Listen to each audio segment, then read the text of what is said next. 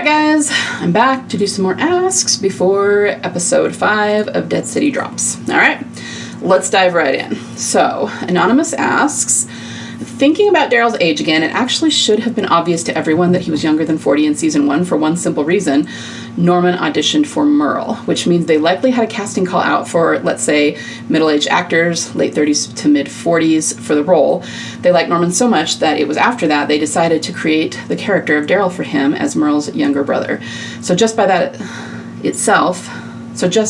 by itself says that Daryl was meant to be younger than 40, and it's heavily implied that he and Merle have a large age difference, perhaps 10 years or more, so boom, late 20s is the answer for Daryl's true age at the start of season 1. Yeah, that's a good point. That's a really good point. The other thing that I always think about is that they dye Norman's hair, and it's because, you know, he would have a lot of white, he would have a lot of gray otherwise, and they didn't do that so much with Andy. I think they still do a little bit, but they want Rick to be older than Daryl. So yeah, that's a good point. I hadn't thought about it quite that way before, especially that him and Merle have such a big age difference. In real life, him and Michael Rooker really aren't that far apart in age. I don't exactly know what their ages are off the top of my head, but yeah, really, really good point. So thanks for pointing that out. Still as Wind says, hi, I love your videos. I've been binging them. Are you getting sick of my voice yet?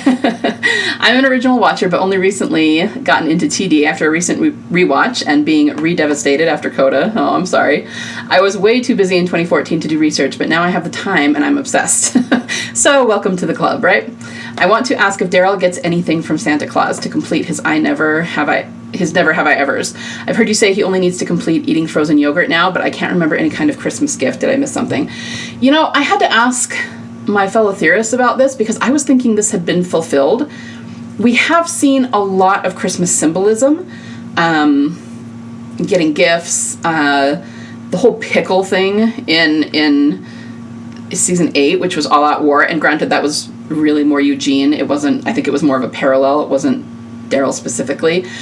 So maybe it hasn't been, and I was just thinking about that wrong. I asked my fellow theorists, can you think of when, like you're right, we do talk about it as though it has been fulfilled, and suddenly I couldn't remember when it was fulfilled. So I asked them, I was like, am I just blanking on this? And they couldn't really come up with anything either, other than we keep seeing the symbolism for it. So I think you're right that it probably hasn't been fulfilled yet, and there's been a lot of people who have theorized that Beth will be the fulfillment of that.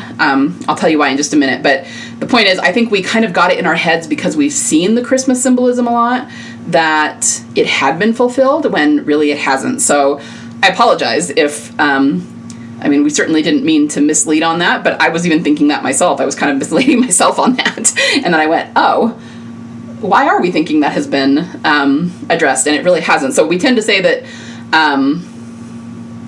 what were we saying? That only eating frozen yogurt, because he did sing with Laurent, and we really expected the frozen yogurt thing to be at the Commonwealth, because we saw like Eugene and Max eating ice cream, but again, it wasn't really a Daryl thing. Anyway, so the thing to remember about the Christmas symbolism, I'm pretty sure that it is a twist or kind of a play on the actual Saint Nicholas legend. So we all know that Santa Claus is sometimes called Saint Nicholas, but that actually comes from the legend of the man who was Saint Nicholas who gave gifts and such. But there's a legend about him resurrecting 3 little boys. And there's different variations on the legend. Some of them are like uber disturbing and some of them are a little bit tamer, but the idea is that these 3 boys were killed, and why I say disturbing is sometimes they were murdered, and you gotta wonder exactly what was going on there. But St. Nicholas performed a miracle and raised them from the dead. And I can't remember exactly how right now off the top of my head, but I think pickles are involved in that. So the idea of saying he never got anything from Santa Claus, we're kind of thinking that what he gets from Santa Claus is going to be Beth being resurrected. You see what I mean? Because Saint Nick resurrected these boys who were killed, and Santa Claus equals Saint Nicholas, right? I think that's probably what it'll be. And I know that people were talking about, in the one episode they did back in season 9 that had snow, we were going, is it a Christmas episode? We were so excited, but they didn't really do Christmas with that. So yeah, so no, you're not missing anything. Thank you for pointing that out, because I think I was thinking about it incorrectly and thinking about it wrong. But yeah, that's kind of what I have on that for now. So we're still waiting on frozen yogurt, unless they might be counting the Commonwealth as frozen yogurt. But again, we didn't really see Daryl eat it. And even if we have, I mean, these things need to be big parts of the plot, right? Or at least deeply emotional things. So like, he'd never been out of Georgia. In the plot of the show, they all left Georgia just a few weeks later to go to DC, right?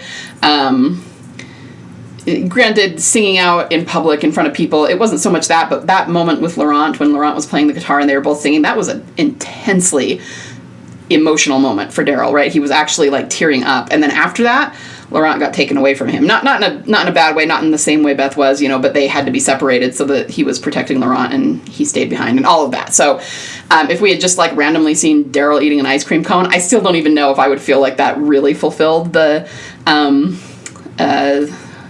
frozen yogurt line. Number one, because it's just not deep enough or big enough, and number two, because it doesn't really have anything to do with Beth, right? So anyway, we'll just have to see how it is. But anyway, thank you for pointing that out. All right, also Still as Wind. Are there any Beth resurrection symbols in Dead City? I haven't had the desire to watch it, but I will if it's relevant to Bethyl. So, I mean, just take a look at my breakdown videos, and I talk about what I see in there. We definitely see some symbolism that is important, but it depends on what you say relevant, or what you mean by relevant to Bethyl. I mean, it is in the sense that it's mirroring her symbolism, and we believe that's a way to keep that symbolism alive because she's still coming. It could also mean that possibly Dead City is leading toward her in some way, but we can't prove that. There have been plenty of other spin-offs that have had the symbolism and have not led toward her by the end. So, is it really relevant to what is going on with Daryl's arc? Not really, at least not yet. So it just depends. But I've had a few people tell me that they're glad for my breakdowns because they don't really want to watch the show, but they can still know what's going on and keep up with it based on my videos, because I do usually describe pretty much everything that happens in the episode. I just kind of go through it chronologically. So I would just recommend going through those, and then if they pique your curiosity enough, you can decide if you want to actually watch the episode. All right, next one. Has anyone ever figured out what song Beth was humming in Slabtown? I just think it's suspicious that she says, "I still sing," and then technically speaking, she never sings again besides this humming. Feels like there's a clue buried in there, but no matter how many times I listen, I can't figure out what she's humming. No, as far as I know, we don't know. And you know what, there was something years back where people were trying to figure out what song the Music Box was singing, actually, too, from 510, and there were some people who thought they knew, but nobody was ever positive. Nobody ever proved it one way or the other. And all I would say is that I think that's intentional on the writer's part. They want to use something that nobody can really derive meaning from either way. It's just the song is there for the sake of the song itself, to show singing, to show music, to show, Beth's resurrection in the case of the Music Box turning back on.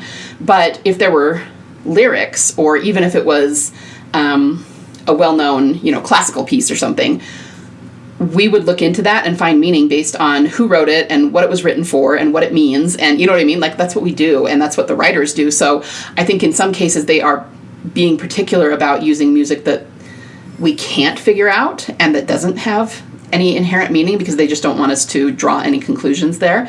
And that is exactly why when they do put songs in with lyrics, which they do sometimes, when they do use songs that have a history, that were written for a specific purpose, I believe they 1000% use those on purpose and mean for us to look at the meaning behind them, right?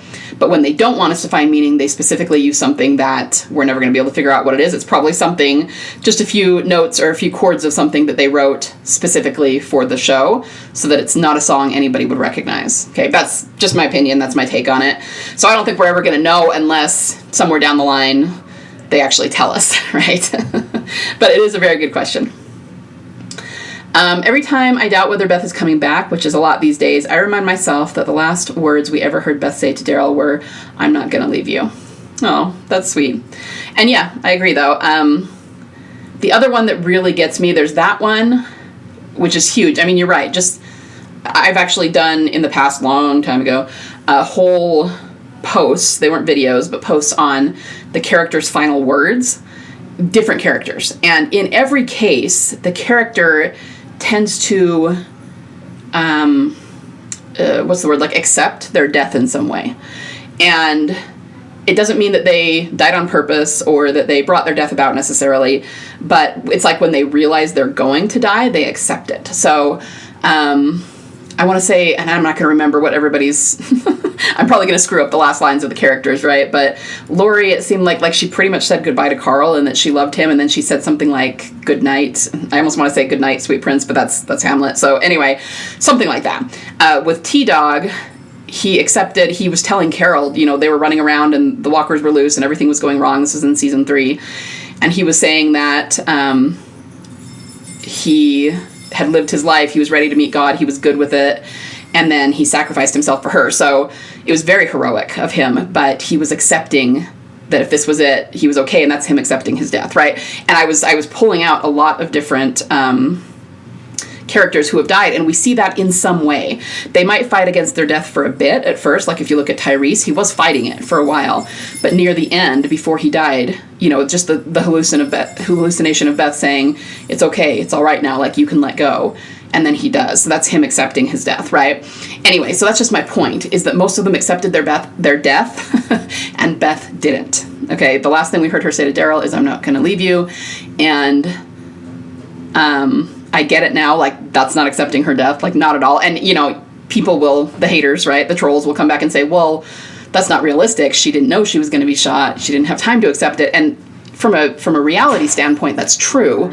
But this is fiction. And they are writing these last lines very specifically to mean something, to foreshadow something. So 100% we should be reading into that. I'm not going to leave you. And the other one that really always gets me is the whole, you're going to miss me so bad when I'm gone. I mean, I know that most people take that to mean like a foreshadow that she will die. And I understand why. And it's hard to explain to people why I don't see it that way. It's a foreshadow that she's going to be gone. And it's a foreshadow that he's going to miss her terribly. But why would you put that in there if she wasn't going to come back at some point? They didn't have Lori say to Rick, you're going to miss me so bad when I'm gone. They didn't have Glenn say that to Maggie because those characters are not returning. You see what I mean? Like, it's like they're teasing it. They're going, she's gonna be gone for a minute. He's gonna be sad. But why would you do that with this couple and not with other ones unless there's something different going on here? So yeah, those kinds of things, they're kind of foundational TD moments. They're like our bread and butter that we originally really pounced on and said, okay, something's up because these are lines that suggest otherwise, and they're trying really hard to make us believe that she's dead, but based on these, we don't think she is. So yeah, I haven't thought about that in a while, so thank you for sending that in.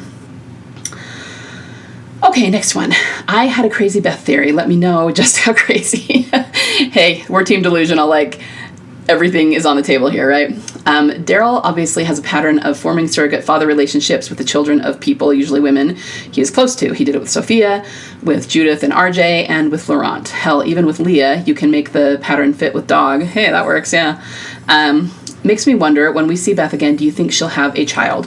One that's hers or one she's adopted? Seems like fatherhood is a strong through line in Daryl Dixon, and I just wonder how that will manifest with Beth's storyline. Yeah, I mean, we don't know how it will play out, but this is something that I almost always think of when I'm like, imagining headcanons and things. I think we have a lot of evidence for it too. I mean, I go back to Daryl Dixon season 1 with, I can never remember her name, but the young French woman who has the school and is taking care of all the children and had all of the Peter Pan, Lost Boy, Wendy symbolism around it, right? Very much, I think that's a template for Beth. I think she's not only going to have children, I don't know that any of them will be biologically hers, but I think she's going to have not just a child, but children that she's taking care of. And I think that's why they specifically show Daryl latching onto children, taking care of children, protecting children, because this is where it's headed. And yeah, 100%, he is going to help her take care of those kids. He's going to become a father figure to them. We just have a lot of child and baby symbolism around Beth. Back at the prison, she took care of Judith.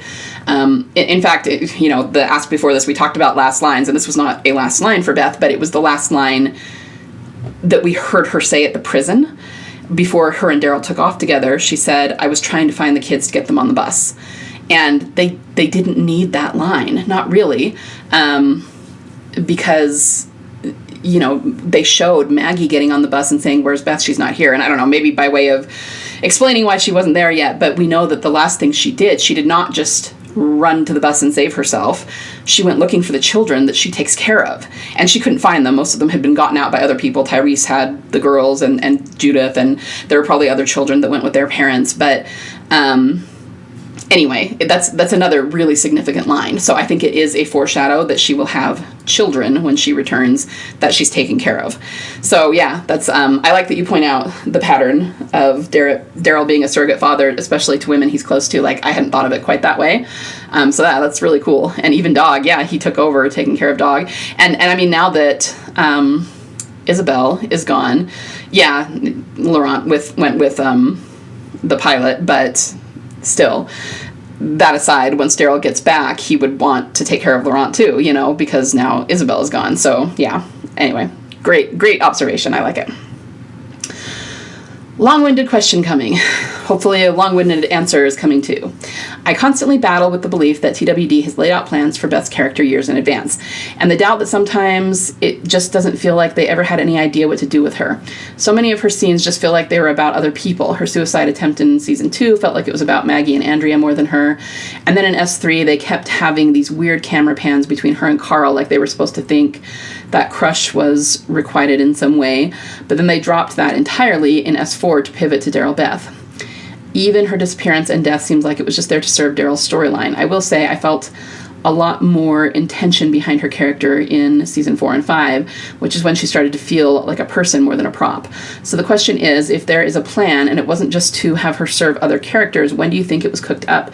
And at which of her storylines do you think they were really part of laying that foundation as opposed to just side character BS? So for this, you have to understand that Gimple was not always running the show. So we actually were told, this is something that's been confirmed, that Gimple completely created her character by himself for season 2. Her character arc was his baby in season 2. But Gimple at the time was just a junior writer on the show, so he was given enough leeway to create this character, right, and to put her into the show. But at the time, because he was not calling the shots and not directing the story, you know, all by himself, he was not the executive decision maker there, she kind of was a side character. She kind of was a prop, excuse me. But that doesn't mean that he didn't have plans for her. He certainly, I think from season 2 on, he wanted specifically to write a character who started out being very weak, who was suicidal, who was hopeless, and then he wanted to show her become strong. And I think that was always his, you know, theoretical plan. But because he wasn't the head writer, he wasn't the showrunner, he couldn't be sure that that would ever come to fruition. You know, he couldn't be sure that they wouldn't just kill her off. And that if they had decided that, if the showrunner, who was his boss, decided to do that, there would have been nothing he could do. Like, he was not the decision maker, right? So I think he created this character. She was kind of a prop for other storylines in the second season.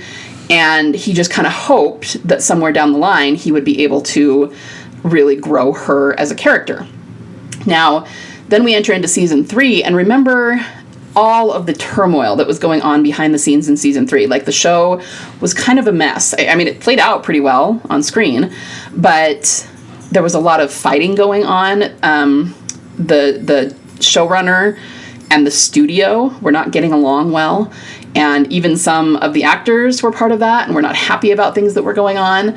And, you know, most of them just liked their job and wanted to be on the show, and so they just kind of kept their heads down, I think, didn't get involved, but there was just a lot of turmoil going on. And we know, again, this is a fact, we know that the showrunner in season 3 was fired by the studio because he was killing characters off without direction. He was fired over, like, Merle was supposed to survive into season 4, Andrea was supposed to survive. We know now that Laurie Holden had an 8-year contract. She was not supposed to be killed off in season 3, you know what I mean? So there was all this stuff going on where the showrunner was doing these things without the studio's permission, I guess, and the studio funds the show. So there is the showrunner that's making executive decisions, but even he has a boss, right? Or she, whoever it is. So they got fired, and then Gimple came in. We also know that in season 3, they actually at one point had a plan to kill Beth off. They were going to have Axel. You remember Axel? He was kind of goofy, and he hit on Carol after he found out she wasn't a lesbian. He was really funny. But I actually think this is an interesting idea, and I think that they ended up pushing this idea to season 4 and then twisting it around a little bit, and it became Lizzie's arc.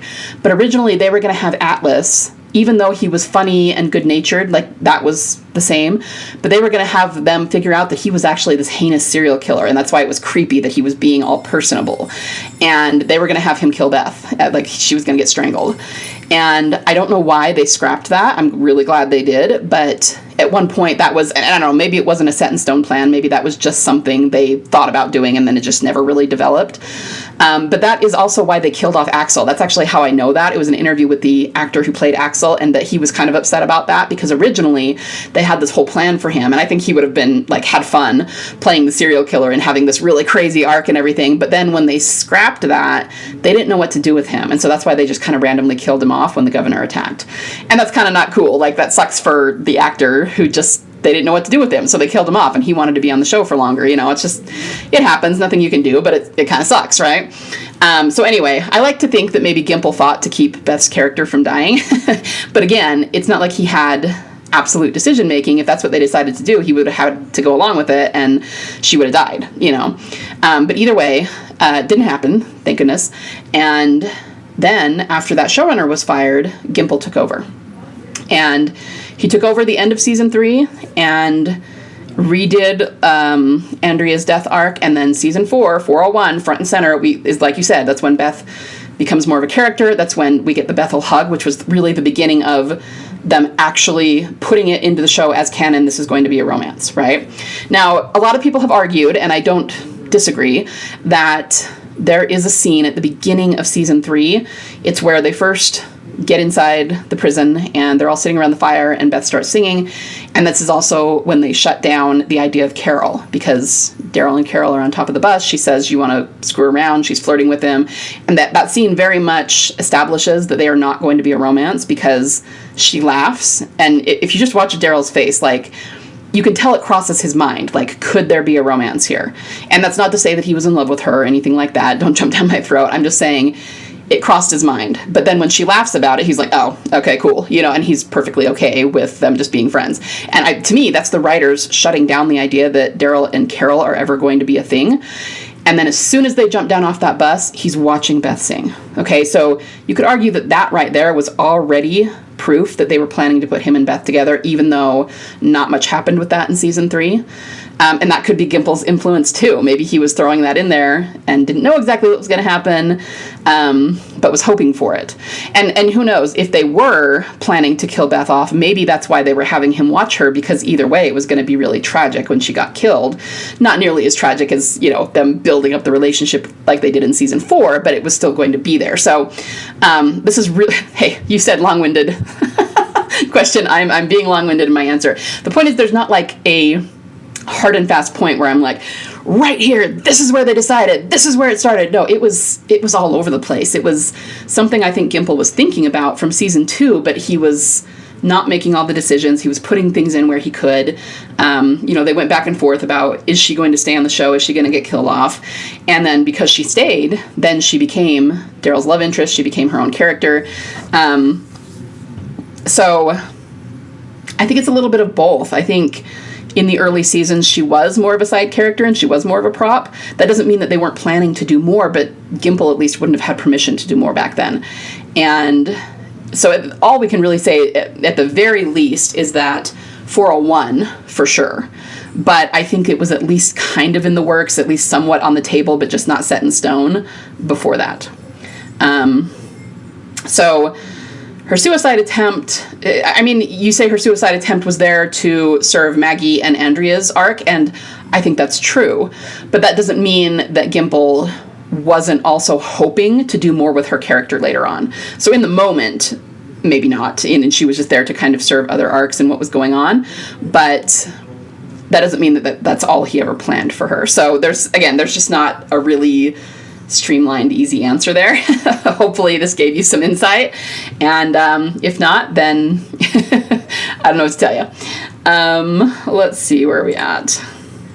Yeah, I'm going over time, guys. So I think I'm going to stop there. I will probably not get more asks out because the new episode is going to drop in a day or two. So just look for my analysis on that, and then I will come back to the asks next week. Thank you again for listening and for sending in these questions. I have so much fun just rambling about them and analyzing TWD. So anyway, I will talk to you again soon.